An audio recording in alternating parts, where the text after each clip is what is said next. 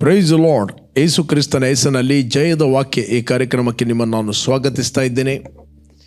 ಬನ್ನಿ, ಇವತ್ತಿನ ದಿನವು ಕರ್ತನಿಂದ ನೇಮಿಸಲ್ಪಟ್ಟಿದೆ. ಇದನ್ನು ನಾವು ಆನಂದ ಪಡೋಣ, ಸಂತೋಷ ಪಡೋಣ. ಸಂತೋಷ ಆನಂದದೊಡನೆ ತಂದೆಯ ದೇವರನ್ನು ಆರಾಧಿಸುವ, ಆತನ ಮಹಿಮೆಪಡಿಸುವ, ಆತನ ನಾಮವನ್ನು ನಾವು ಮೇಲಕ್ಕೆತ್ತುವ. ಆತನ ಒಳ್ಳೆಯವನು, ಆತನ ಕೃಪೆಯು ಶಾಶ್ವತವಾದ, ಆತನ ಪ್ರೀತಿಯು ಶಾಶ್ವತವಾದದ್ದು. ಕಮ್, ನಾವು ಸ್ವಲ್ಪ ಹೊತ್ತು ಆರಾಧನೆ ಮಾಡುವ, ಮತ್ತೆ ನಾವು ದೇವರ ವಾಕ್ಯವನ್ನು ಧ್ಯಾನ ಮಾಡುವ.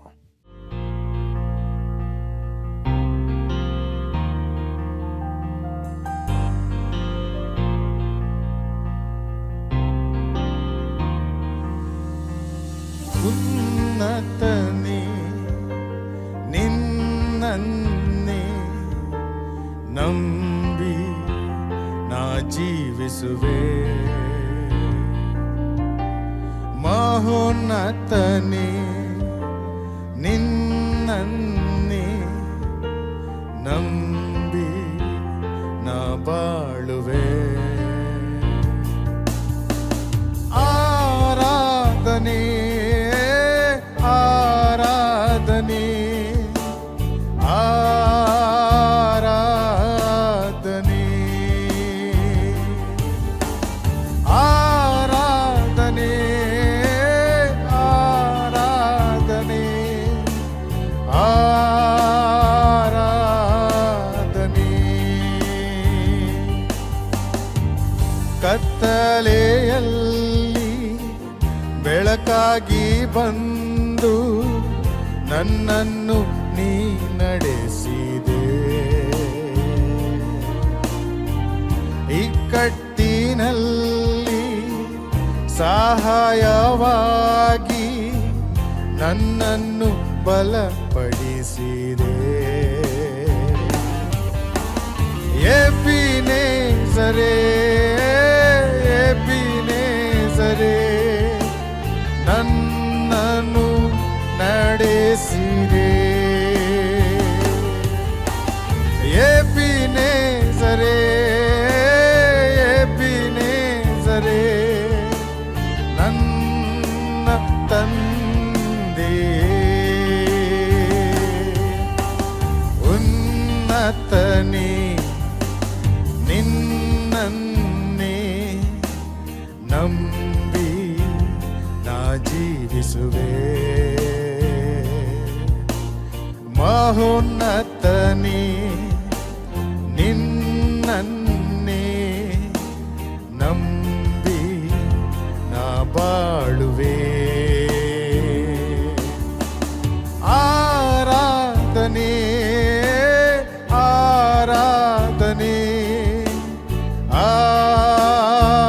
ಆರಾಧನೆ ಆರಾಧನೆ ಆರಾಧನೆ ಆರಾಧನೆ. ಕಲ್ವಾರಿಯಲ್ಲಿ ರಕ್ತವ ಚೆಲ್ಲಿ ನನ್ನನ್ನು ರಕ್ಷಿಸಿದೆ. ಪರಿಶುದ್ಧ ಆತ್ಮನ ನನಗೆ ನೀಡಿ ನಿನ್ ಪ್ರೀತಿಯ ಸುರಿಸಿದೆ. ಎಲ್ರೋಹಿಯೇ ಎಲ್ರೋಹಿಯೇ ನನ್ನ ತಂದೆಯೇ. ಎಲ್ರೋಹಿಯೇ ಎಲ್ರೋಹಿಯೇ ನನ್ನನ್ನು ಕಂಡಿರುವೆ.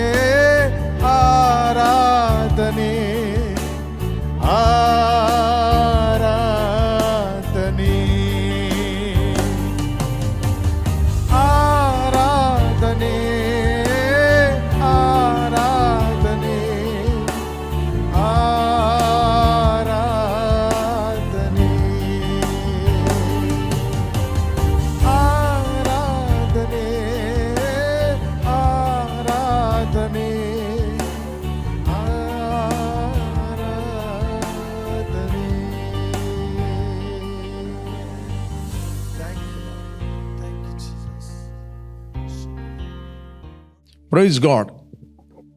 ಇವತ್ತು ನಾವು ಧ್ಯಾನಕ್ಕೆ ತೆಗೆದುಕೊಂಡಂತಹ ದೇವರ ವಾಕ್ಯದ ಭಾಗ ಪೇತ್ರನು ಬರೆದ ಪತ್ರಿಕೆ 1ನೇ ಪತ್ರಿಕೆ 2:24 ವಚನ. ಈ ವಚನ ನಿಮಗೆ ಎಲ್ಲರಿಗೂ ಕಂಠಪಾಠ ಇದೆ. ಈ ವಚನವನ್ನು ಎಲ್ಲರೂ ಬಾಯಾಟ ಮಾಡ್ತಾರೆ. 2:24 ವಚನ, 1ನೇ ಪೇತ್ರ 2:24. ನಾವು ಪಾಪದ ಪಾಲಿಗೆ ಸತ್ತು ನೀತಿವಂತರಾಗಿ ಜೀವಿಸುವಂತೆ ಆತನು ನಮ್ಮ ಪಾಪಗಳನ್ನು ತಾನೇ ತನ್ನ ದೇಹದ ಮೇಲೆ ಹೊತ್ತುಕೊಂಡು ಮರಣದ ಕಂಬವನ್ನು ಏರಿದನು. ಆತನ ಬಾಸುಂಡೆಗಳಿಂದ ನಿಮಗೆ ಗುಣವಾಯಿತು. Praise God. ಇಲ್ಲಿ ಅಪೊಸ್ತಲ ಪೇತ್ರನು ಹೇಳ್ತಾನೆ, ನಾವು ಪಾಪದ ಪಾಲಿಗೆ ಸತ್ತು ನೀತಿವಂತರಾಗಿ ಜೀವಿಸುವಂತೆ ಆತನು ನಮ್ಮ ಪಾಪಗಳನ್ನು ತಾನೇ ತನ್ನ ದೇಹದ ಮೇಲೆ ಹೊತ್ತುಕೊಂಡು ಹೋಗಿ ಮರಣದ ಕಂಬವನ್ನು ಏರಿದನು. ಆತನ ಬಾಸುಂಡೆಗಳಿಂದ ನನಗೆ ಗುಣವಾಯಿತು ಅಂತ ಹೇಳುವುದಿಲ್ಲ, ನಿಮಗೆ ಗುಣವಾಯಿತು ಅಂತ ಹೇಳ್ತಾರೆ. ನನಗೆ ಗುಣವಾಯಿತಲ್ಲ, ನಿಮಗೆ ಗುಣ ಆಯಿತು. ಅದರರ್ಥ I am healthy, I am strong, ನಿಮಗೆ ಗುಣ ಆಯಿತು.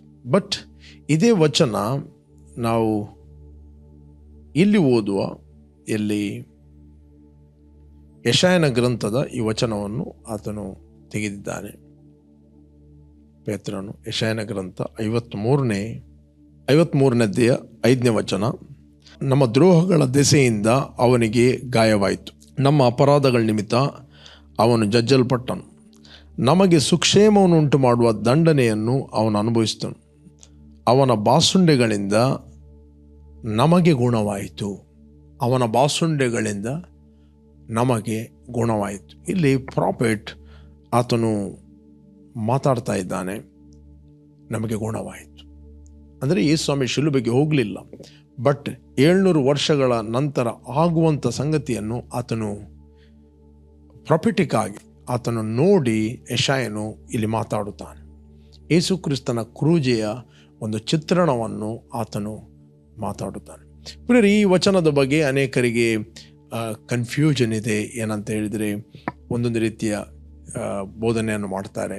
ಇದು ಆತ್ಮಿಕವಾದ ಸ್ವಸ್ಥತೆ, ಇದು ಫಿಸಿಕಲ್ ಹೀಲಿಂಗ್ ಬಗ್ಗೆ ಬರೆದದಲ್ಲ, ಶಾರೀರಿಕ ಸ್ವಸ್ಥತೆಯ ಬಗ್ಗೆ ಬರೆದದಲ್ಲ.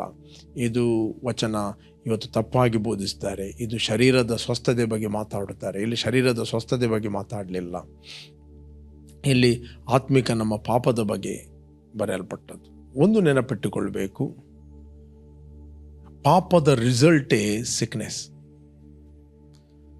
ಪಾಪದ ಫಲಿತಾಂಶವೇ ರೋಗ. ಯಾವಾಗ ಮನುಷ್ಯನ ಪಾಪಗಳು ಪರಿಹಾರವಾಯಿತು, ರೋಗ ತನ್ನಷ್ಟಕ್ಕೆ ಬಿಟ್ಟು ಹೋಗುತ್ತದೆ. ಓಕೆ, ನಮ್ಮ ಪಾಪಗಳನ್ನು ಯೇಸು ಕ್ರಿಸ್ತನು ಆತನು ತನ್ನ ದೇಹದ ಮೇಲೆ ಹೊತ್ತುಕೊಂಡು ಹೋದನು. Sin is the root. ಪಾಪ ಎಂಬುವಂಥದ್ದು ಅದು ರೂಟ್, ಬಟ್ ಫ್ರೂಟ್, ರಿಸಲ್ಟ್ ಎಂಬುವಂಥದ್ದು ಸಿಕ್ನೆಸ್, ಕರ್ಸ್, ಇದೆಲ್ಲ ಶಾಪಗಳು, ಸಿಕ್ನೆಸ್.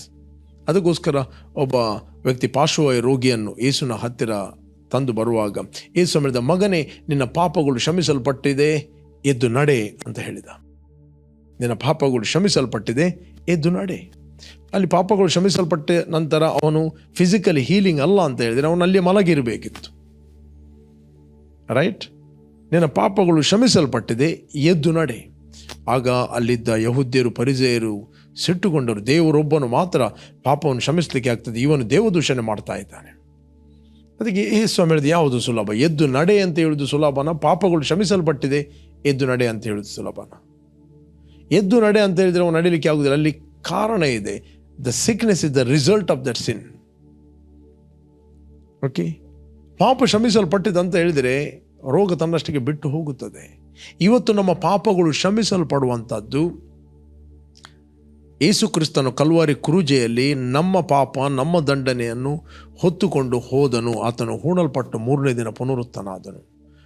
ಆತನ ಕ್ರೂಜೆಯ ಮರಣದ ಒಂದು ನಂಬಿಕೆಯ ಮೂಲಕ ನಮ್ಮ ಪಾಪಗಳು ಇವತ್ತು ಕ್ಷಮಿಸಲ್ಪಟ್ಟಿದೆ. ನಾವು ನಂಬಬೇಕು. ಇಲ್ಲಿ ಬೆಲ್ಲ ಇದೆ, ಇಲ್ಲಿ ನೊಣಗಳು ಬರ್ತವೆ. ನೊಣಗಳು ಎಷ್ಟು ಓಡಿಸಿದರೂ ಪುನಃ ಬರ್ತವೆ. ಬೆಲ್ಲ ಹೋಯ್ತು ಅಂತ ಹೇಳಿದರೆ ನೊಣ ಓಡಿಸಬೇಕಾಗಿಲ್ಲ, ಅದು ತನ್ನಷ್ಟಿಗೆ ಓಡುತ್ತದೆ. ಅನೇಕರು ಇದನ್ನು ಮಾತಾಡುತ್ತಾರೆ, ಇದು ಆತ್ಮಿಕ ಹೀಲಿಂಗ್ ಬಗ್ಗೆ ಮಾತಾಡೋದು, ಶಾರೀರಿಕ ಹೀಲಿಂಗ್ ಅಲ್ಲ ಅಂತ. ನಾನು ನಿಮಗೋಸ್ಕರ ಒಂದು ವಚನವನ್ನು ತೋರಿಸ್ತೇನೆ. ಐ ವಿಲ್ ಶೋ ಯು ಶರೀರದ ಸ್ವಸ್ಥತೆಯ ಬಗ್ಗೆ. ಓಕೆ, ಮತ್ತಾಯನು ಬರೆದ ಸುವಾರ್ತೆಯಲ್ಲಿ, ಮತ್ತಾಯನು ಬರೆದ ಸುವಾರ್ತೆ ನಾನು ನಿಮಗೋಸ್ಕರ ಓದ್ತೇನೆ. 9ನೇ ಅಧ್ಯಾಯ 4ನೇ ವಚನ. ಯೇಸು ಅವರ ಆಲೋಚನೆಯನ್ನು ತಿಳಿದು, ನೀವು ಯಾಕೆ ನಿಮ್ಮ ಮನಸ್ಸಿನಲ್ಲಿ ಕೆಟ್ಟ ಆಲೋಚನೆ ಮಾಡುತ್ತೀರಿ? ಯಾವುದು ಸುಲಭ, ನಿನ್ನ ಪಾಪಗಳು ಕ್ಷಮಿಸಲ್ಪಟ್ಟಿವೆ ಅನ್ನೋದು, ಎದ್ದು ನಡೆ ಅನ್ನೋದು? ಆದರೆ ಪಾಪಗಳನ್ನು ಕ್ಷಮಿಸಿಬಿಡುವುದಕ್ಕೆ ಮನುಷ್ಯಕುಮಾರನಿಗೆ ಭೂಲೋಕದಲ್ಲಿ ಅಧಿಕಾರ ಉಂಟೆಂಬುದು ನಿಮಗೆ ತಿಳಿಯಬೇಕು ಎಂದು ಹೇಳಿ ಪಾರ್ಶ್ವವಾಯು ರೋಗಿಯನ್ನು ನೋಡಿ, ಎದ್ದು ನಿನ್ನ ಹಾಸಿಗೆಯನ್ನು ಎತ್ತಿಕೊಂಡು ಮನೆಗೆ ಹೋಗು ಅಂದನು. ಅವನು ಎದ್ದು ಮನೆಗೆ ಹೋದನು. ಜನರು ಇದನ್ನು ನೋಡಿ ಭಯಪಟ್ಟು ದೇವರು ಮನುಷ್ಯರಿಗೆ ಅಂಥ ಅಧಿಕಾರವನ್ನು ಕೊಟ್ಟಿದ್ದಕ್ಕೆ ಆತನನ್ನು ಕೊಂಡಾಡಿದರು. ಓಕೆ, ಅಲ್ಲಿಂದ ನಾವು ಮುಂದೆ ನೋಡ್ತೇವೆ. ಓಕೆ, 8ನೇ ಅಧ್ಯಾಯದಲ್ಲಿ ನಾವು ಓದ್ತೇವೆ. 16ನೇ ವಚನವನ್ನು ನಾನು ಓದ್ತೇನೆ. 16ನೇ ವಚನ 16, 8ನೇ ಅಧ್ಯಾಯ 16ನೇ ವಚನ. ಸಂಜೆಯಾಗಲು ದೆವ್ವ ಹಿಡಿದ ಬಹಳ ಜನರನ್ನು ಆತನ ಬಳಿಗೆ ಕರೆತಂದರು. ಆತನು ಮಾತು ಮಾತ್ರದಿಂದಲೇ ದೆವ್ವಗಳನ್ನು ಬಿಡಿಸಿದಲ್ಲದೆ ಮೈಯಲ್ಲಿ ನೆಟ್ಟಗಿಲ್ಲದವರನ್ನು ವಾಸಿ ಮಾಡಿದನು. ಮೈಯಲ್ಲಿ ನೆಟ್ಟಗಿಲ್ಲದವರು ಯಾಕಂತೇಳಿದ್ರೆ ರೋಗಿಗಳು. ಯಾಕಂದರೆ ದೆವ್ವಗಳು ರೋಗಗಳನ್ನು ಕ್ರಿಯೇಟ್ ಮಾಡುತ್ತವೆ, ರೋಗಗಳನ್ನು ಉತ್ಪತ್ತಿ ಮಾಡುತ್ತವೆ. ವಾಚ್ ಮಾಡಿ, ಇದರಿಂದ ನಮ್ಮ ಬೇನೆಗಳನ್ನು ತಾನೇ ತೆಗೆದುಕೊಂಡು ನಮ್ಮ ರೋಗಗಳನ್ನು ಹೊತ್ತುಕೊಂಡನು ಎಂಬ ಯೆಶಾಯನೆಂಬ ಪ್ರವಾದಿಯಿಂದ ಹೇಳಿರುವ ಮಾತು ನೆರವೇರಿತು. ಆತ ನಮ್ಮ ಬೇನೆಗಳನ್ನು, ರೋಗಗಳನ್ನು ಹೊತ್ತುಕೊಂಡನು ಎಂದು ಯೆಶಾಯನೆಂಬ ಪ್ರವಾದಿಯ ಹೇಳಿರುವ ಮಾತು ನೆರವೇರಿತು. ಓಕೆ, ನಮ್ಮ ರೋಗಗಳನ್ನು ಹೊತ್ತುಕೊಂಡನು. ಇಲ್ಲಿದೆ ಆತನು ಕುರುಜೆಯ ಮರಣದ ಮೂಲಕ, ಇಲ್ಲಿದೆ. ಇಲ್ಲಿಂದ ನಾನು ಫುಲ್ಲು ಓದ್ತೇನೆ ಈ ವಚನವನ್ನು. 53ನೇ 1ನೇ ವಚನ. ನಾವು ಕೇಳಿದ ಸಂಗತಿಯನ್ನು ನಮ್ಮಲ್ಲಿ ಯಾರು ನಂಬಿದರು? ಯೆಹೋವನ ಬಾವು ಯಾರಿಗೆ ಗೋಚರವಾಯಿತು? ಒಣನೆಲದೊಳಗೆ ಬೇರಿನಿಂದ ಹೊರಡುವ ಅಂಕುರದಂತೆಯೂ ಬುಡದಿಂದ ಒಡೆಯುವ ಚಿಗುರಿನ ಹಾಗೂ ಅವನು ಯೆಹೋವನ ದೃಷ್ಟಿಯಲ್ಲಿ ಬೆಳೆದನು. ಅವನಲ್ಲಿ ಯಾವ ಅಂದ ಚಂದಗಳು ಇರಲಿಲ್ಲ. ನಾವು ಅವನನ್ನು ನೋಡಿದಾಗ ನೋಡತಕ್ಕ ಯಾವ ಲಕ್ಷಣವೂ ಕಾಣಲಿಲ್ಲ. ಅವನು ಧಿಕ್ಕರಿಸಲ್ಪಟ್ಟನು, ಮನುಷ್ಯರು ಸೇರಿಸಿಕೊಳ್ಳದವನು, ಸಂಕಷ್ಟಕ್ಕೊಳಗಾದವನು, ವ್ಯಾಧಿ ಪೀಡಿತನು, ಜನರ ಮುಖವನ್ನು ಓರೆ ಮಾಡಿಕೊಳ್ಳುವ ಧಿಕ್ಕಾರಕ್ಕೆ ಒಳಗಾದವನು ಆಗಿದ್ದನು. ನಾವು ಅವನನ್ನು ಲಕ್ಷ್ಯಕ್ಕೆ ತರಲಿಲ್ಲ. ನಿಜವಾಗಿಯೂ ನಮ್ಮ ಸಂಕಟಗಳನ್ನು ಅನುಭವಿಸಿದನು. ಅವನು ಹೊತ್ತ ಹೊರೆ ನಮ್ಮ ಸಂಕಟವೇ. ಹೌದು, ನಾವಾದರೂ ಅವನು ದೇವರಿಂದ ಬಾಧಿತನು, ಪೆಟ್ಟು ತಿಂದವನು, ಕುಗ್ಗಿಸಲ್ಪಟ್ಟವನು ಎಂದು ಭಾವಿಸಿಕೊಂಡೆವು. ಆ್ಯಕ್ಚುಲಿ ಆತನು ಹೊತ್ತುಕೊಂಡು ಹೋದದ್ದು ನಮ್ಮ ರೋಗಗಳನ್ನು, ನಮ್ಮ ಬೇನೆಗಳನ್ನು ಹೊತ್ತುಕೊಂಡು ಹೋದನು. ನಮ್ಮ ದ್ರೋಹಗಳ ದೆಸೆಯಿಂದ ಅವನಿಗೆ ಗಾಯವಾಯಿತು. 53ನೇ ಅಧ್ಯಾಯ 5ನೇ ವಚನ. ನಮ್ಮ ಅಪರಾಧಗಳ ನಿಮಿತ್ತ ಅವನು ಜಜ್ಜಲ್ಪಟ್ಟನು, ನಮಗೆ ಸುಕ್ಷೇಮವನ್ನು ಉಂಟು ಮಾಡುವ ದಂಡನೆಯನ್ನು ಅವನು ಅನುಭವಿಸಿದನು. ಅವನ ಬಾಸುಣ್ಯಗಳಿಂದ ನಮಗೆ ಗುಣವಾಯಿತು. ನಾವೆಲ್ಲರೂ ಕುರಿಗಳಂತೆ ದಾರಿ ತಪ್ಪಿ ತೊಳಲುತ್ತಿದ್ದೆವು, ಪ್ರತಿಯೊಬ್ಬನು ತನ್ನ ತನ್ನ ದಾರಿಯನ್ನು ಹಿಡಿಯುತ್ತಿದ್ದನು. ನಮ್ಮೆಲ್ಲರ ದೋಷ ಫಲವನ್ನು ಯೆಹೋವನು ಅವನ ಮೇಲೆ ಹಾಕಿದನು. ಅವನು ಬಾಧೆಗೆ ಒಳಗಾಗಿ ತನ್ನನ್ನು ತಗ್ಗಿಸಿಕೊಂಡನು, ಬಾಯಿ ತೆರೆಯಲಿಲ್ಲ. ವಧಾಸ್ಥಾನಕ್ಕೆ ಒಯ್ಯಲ್ಪಡುವ ಕುರಿಯಂತೆ ಉಣ್ಣೆ ಕತ್ತರಿಸುವರ ಮುಂದೆ ಮೌನವಾಗಿರುವ ಕುರಿಯಾಗಿದ್ದನು, ಬಾಯಿ ತೆರೆಯಲೇ ಇಲ್ಲ. ಹಿಂಸೆಯ ನ್ಯಾಯದಿಂದ ಕೊಲ್ಲಲ್ಪಟ್ಟನು. ಆಹಾ, ಇವನು ಜೀವಲೋಕದಿಂದ ಕೀಳಲ್ಪಟ್ಟಿದ್ದಾನೆ. ನಮ್ಮ ಜನಗಳ ದ್ರೋಹಗಳ ದೆಸೆಯಿಂದ ಈ ಪೆಟ್ಟು ಅವನ ಮೇಲೆ ಬಿತ್ತಲ್ಲ ಎಂದು ಅವನ ಕಾಲದವರಲ್ಲಿ ಯಾರೂ ಮನಮಟ್ಟಿ ಮರಗಿದರು. ಓಕೆ, ಅವನು ಯಾವ ಅನ್ಯಾಯವನ್ನು ಮಾಡದಿದ್ದರೂ, ಅವನ ಬಾಯಲ್ಲಿ ಯಾವ ವಂಚನೆಯೂ ಇಲ್ಲದಿದ್ದರೂ, ಅವನು ಸತ್ತಾಗ ದುಷ್ಟರ ಮಧ್ಯೆ ಪುಷ್ಟರ ನಡುವೆ ಅವನನ್ನು ಹೂಣಿಟ್ಟರು. ಅವನನ್ನು ಜಜ್ಜುವುದು ಯೆಹೋವನ ಸಂಕಲ್ಪವಾಗಿತ್ತು. ಆತನು ಅವನನ್ನು ವ್ಯಾಧಿಯಿಂದ ಬಾಧಿಸಿ ಹೀಗೆಂದುಕೊಂಡನು, ಇವನು ತನ್ನ ಆತ್ಮವನ್ನು ಪ್ರಾಯಶ್ಚಿತ್ತ ಯಜ್ಞಕ್ಕಾಗಿ ಒಪ್ಪಿಸಿದ ಮೇಲೆ ತನ್ನ ಸಂತಾನವನ್ನು ನೋಡುವನು, ಚಿರಂಜೀವಿಯಾಗುವನು. ನನ್ನ ಸಂಕಲ್ಪವು ಇವನ ಕೈಯಿಂದ ನೆರವೇರುವುದು. Praise God. 53ನೇ ಯೆಶಾಯನ ಗ್ರಂಥ ನೀವು ಓದಿದರೆ ನಮಗೆ ಟೋಟಲಿ ನಮಗೆ ಸಿಗ್ತದೆ. ಯೇಸು ಕ್ರಿಸ್ತನ ಶ್ರಮೆ, ಆತನ ಬಾಧೆ, ಆತನ ಮರಣ, ಆತನ ಹೂಣಲ್ಪಡುವಿಕೆ, ಆತನ ಪುನರುತ್ಥಾನ. ಆತನು ದುಷ್ಟರ ಮಧ್ಯದಲ್ಲಿ ಕೊಲ್ಲಲ್ಪಟ್ಟನು, ಪುಷ್ಟರ ಮಧ್ಯದಲ್ಲಿ ಹೂಣಲ್ಪಟ್ಟನು. ದುಷ್ಟರ ಮಧ್ಯ ಅಂತ ಹೇಳಿದರೆ 2 ಕಳ್ಳರ ಮಧ್ಯದಲ್ಲಿ ಅವನು ಕೊಲ್ಲಲ್ಪಟ್ಟ. ಆ 2 ಕಳ್ಳರೊಟ್ಟಿಗೆ ಅವನನ್ನು ಶಿಲುಬೆಗೆ ಹಾಕಿದರು. ದುಷ್ಟರ ಮಧ್ಯದಲ್ಲಿ ಕೊಲ್ಲಲ್ಪಟ್ಟನು. ಪುಷ್ಟರು ಅಂತ ಹೇಳಿದರೆ ಶ್ರೀಮಂತರ ಹೊಂಡದಲ್ಲಿ ಅವನು ಹೂಣಿಟ್ಟರು. ಅರಿಮತ್ತಾಯದ ಯೋಸೇಪನು ಆತನ ದೇಹವನ್ನು ಕೊಂಡೋಗುತ್ತಾನೆ. ಅವನು ಧನವಂತನು ಅಂತ ಬೈಬಲ್ ಹೇಳ್ತದೆ. He was rich man. ಇದೆಲ್ಲ ವಚನ ನಾವು ನೋಡ್ತೇವೆ ಕ್ರಿಸ್ತನಲ್ಲಿ ಅದು ನೆರವೇರಿದೆ. ಇಲ್ಲಿ ಬೈಬಲ್ ಹೇಳ್ತದೆ, ನಾವು ಪಾಪದ ಪಾಲಿಗೆ ಸತ್ತು ನೀತಿವಂತರಾಗಿ ಜೀವಿಸುವಂತೆ ಆತನು ನಮ್ಮ ಪಾಪಗಳನ್ನು ತಾನೇ ತನ್ನ ದೇಹದ ಮೇಲೆ ಹೊತ್ತುಕೊಂಡು ಹೋಗಿ ಮರಣದ ಕಂಬವನ್ನು ಏರಿದನು. ಆತನ ಬಾಸುಂಡೆಗಳಿಂದ ನಿಮಗೆ ಗುಣವಾಯಿತು. ಪ್ರೇರೆ, ಇದು ಆತ್ಮ, ಪ್ರಾಣ, ಶರೀರದ ಹೀಲಿಂಗ್.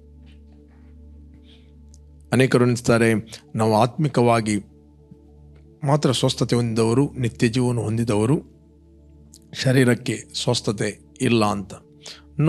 ದೇವರ ವಾಕ್ಯವನ್ನು ಹೇಗೆ ಮೆಡಿಟೇಟ್ ಮಾಡುತ್ತೇವೆ?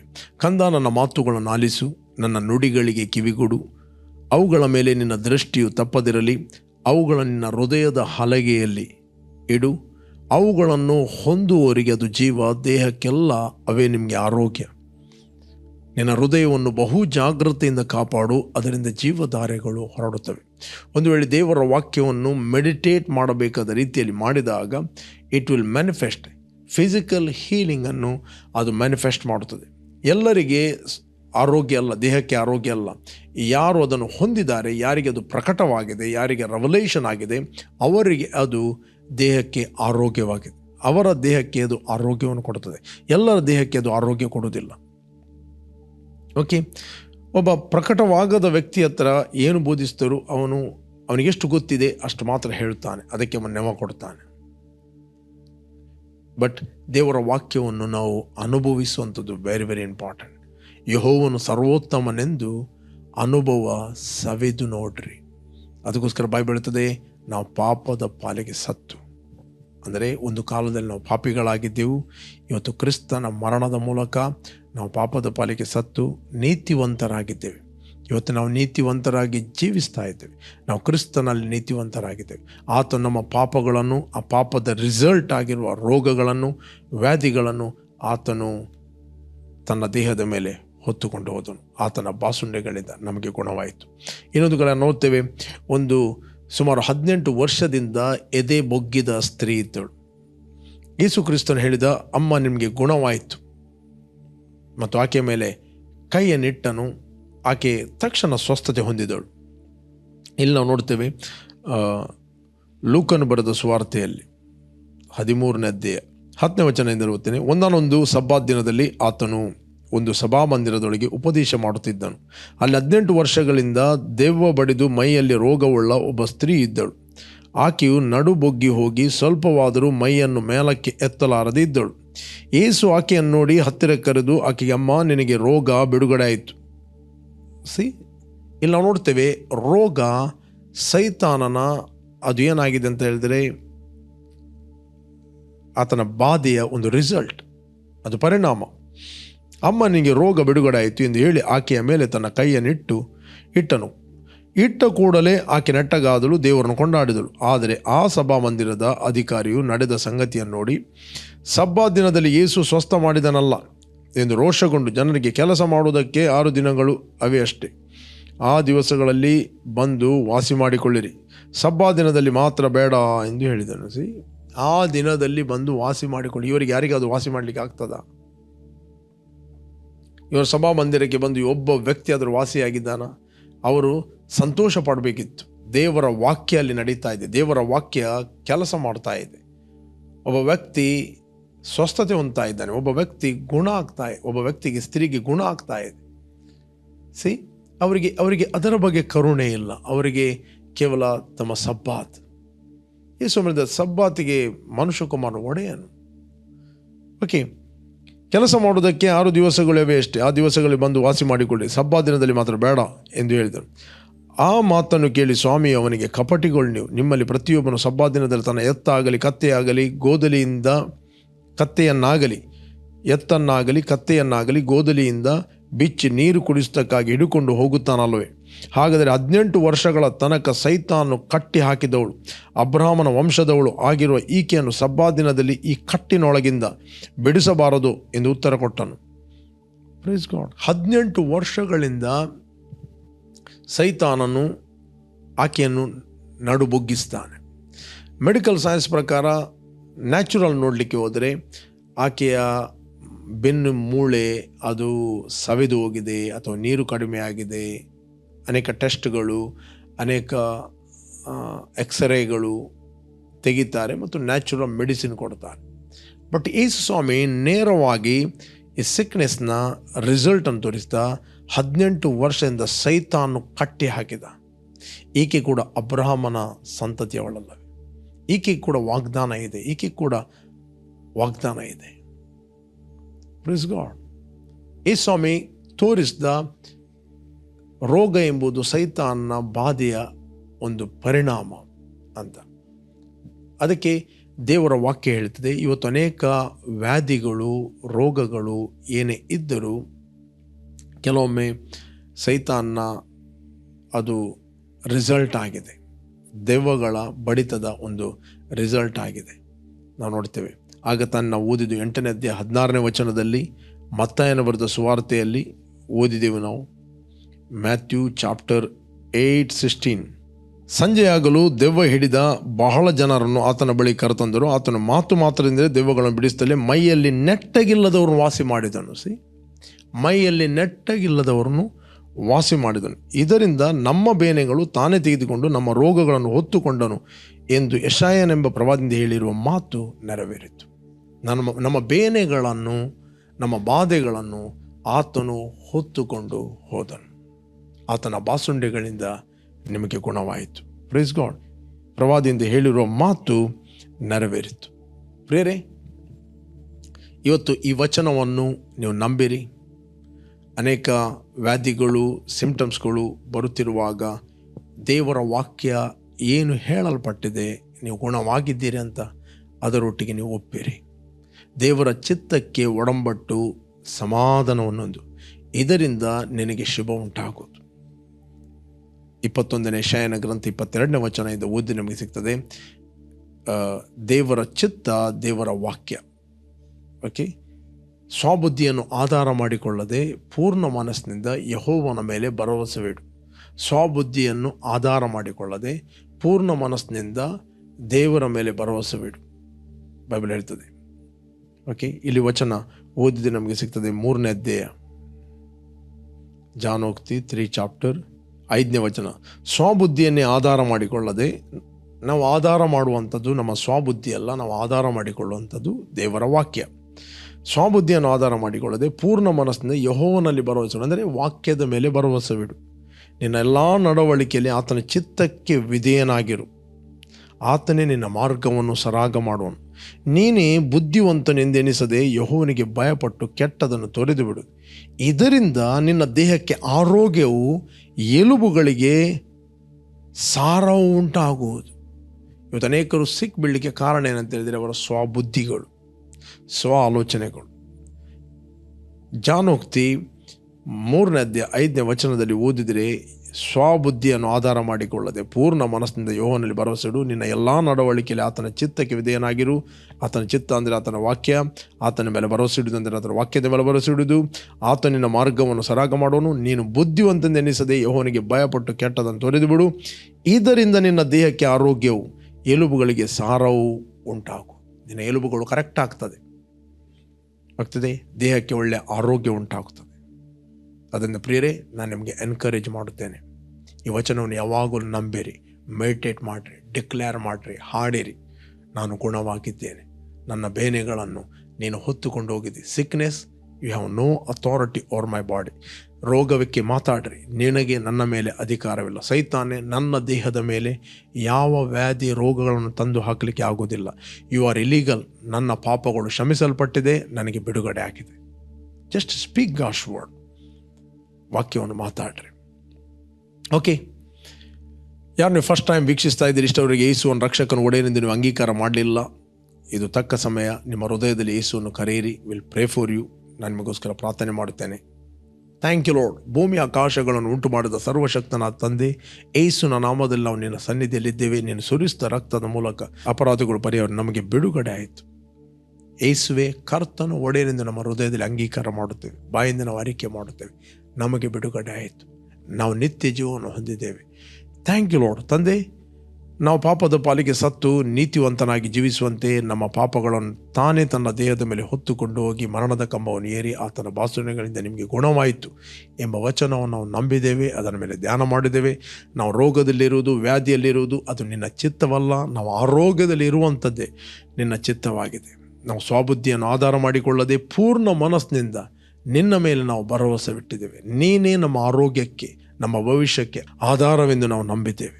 Thank you father. ತಂದೆ, ಎಲ್ಲ ಘನತೆಯನ್ನು, ಮಹಿಮೆಯನ್ನು ನಾವು ನಿನಗೆ ಸಲ್ಲಿಸ್ತೇವೆ. ಯೇಸು ನಾಮದಲ್ಲಿ ತಂದೆ, ಆಮೆನ್ ಆಮೆನ್. ಓಕೆ, ಯಾರು ಬರ್ತ್ಡೇ ಮತ್ತು ವೆಡ್ಡಿಂಗ್ ಆ್ಯನಿವರ್ಸರಿಯನ್ನು ಸೆಲೆಬ್ರೇಟ್ ಮಾಡ್ತಾ ಇದ್ದೀರಿ, ನಿಮಗೋಸ್ಕರ ನಾವು ಪ್ರಾರ್ಥನೆ ಮಾಡ್ತೇವೆ. Blessed happy birthday and blessed happy wedding anniversary. ತಂದೆ, ಯಾರು ಬರ್ತ್ಡೇ ಮತ್ತು ವೆಡ್ಡಿಂಗ್ ಆ್ಯನಿವರ್ಸರಿಯನ್ನು ಸೆಲೆಬ್ರೇಟ್ ಮಾಡ್ತಾ ಇದ್ದಾರೆ, ಇವರು ಫ್ರೂಟ್ಫುಲ್ ಆಗಲಿ, ಬ್ಲೆಸ್ ಆಗಲಿ, ಕೆಡುಕನ ಎಲ್ಲ ಕೈಗಳಿಂದ ಇವರು ತಪ್ಪಿಸಿ ಕಾಪಾಡು, ಯೇಸು ನಾಮದಲ್ಲಿ ತಂದೆ, ಆಮೆನ್. ಜಯದ ವಾಕ್ಯ ಈ ಕಾರ್ಯಕ್ರಮವನ್ನು ಪ್ರತಿದಿನ ಬೆಳಿಗ್ಗೆ ಬಿಗ್ ಜೆ ಟಿವಿಯಲ್ಲಿ 7 ಗಂಟೆಯಿಂದ 7:30ಕ್ಕೆ ವೀಕ್ಷಿಸಿರಿ. 7:30ರಿಂದ 8 ಗಂಟೆ ಇದೇ ಕಾರ್ಯಕ್ರಮವನ್ನು ರಿಪೀಟ್ ಆಗಿ ನಮ್ಮ ಯೂಟ್ಯೂಬ್ ಚಾನಲ್ ವೀಕ್ಷಿಸಬಹುದು. ನಮ್ಮ YouTube channel word of victory pastor Roshan Lobo. ಅದೇ ರೀತಿ ಸಂಜೆ 7 ಗಂಟೆಯಿಂದ 8 ಗಂಟೆಗೆ ನಾನು ಸಂಜೆಯ ಪ್ರಾರ್ಥನೆಯಲ್ಲಿ ಲೈವ್ ಆಗಿ ಮಾತಾಡ್ತೇನೆ, ನನ್ನೊಟ್ಟಿಗೆ ಜಾಯ್ನ್ ಆಗಿ. ವೆಬ್ಸೈಟ್ ಇದೆ wordofvictory.in ಅಂತ. ಅದರಲ್ಲಿ ಸ್ಪೀಕ್ ಲೈಫ್ ಅಂತ ನೀವು ಕ್ಲಿಕ್ ಮಾಡಿದರೆ 4 ಭಾಷೆಯಲ್ಲಿ ನಿಮಗೆ ಅರಿಕೆ ಸಿಗ್ತದೆ: Kannada, English, Hindi, Konkani. Okay, continue ಆಗಿ ಜಯದ ವಾಕ್ಯ ಈ ಕಾರ್ಯಕ್ರಮವನ್ನು ಬಿಗ್ ಜೆ ಟಿವಿಯಲ್ಲಿ ಮತ್ತು ನಮ್ಮ ಯೂಟ್ಯೂಬಲ್ಲಿ ವೀಕ್ಷಿಸಿರಿ. You are blessed. ಆಮೆನ್.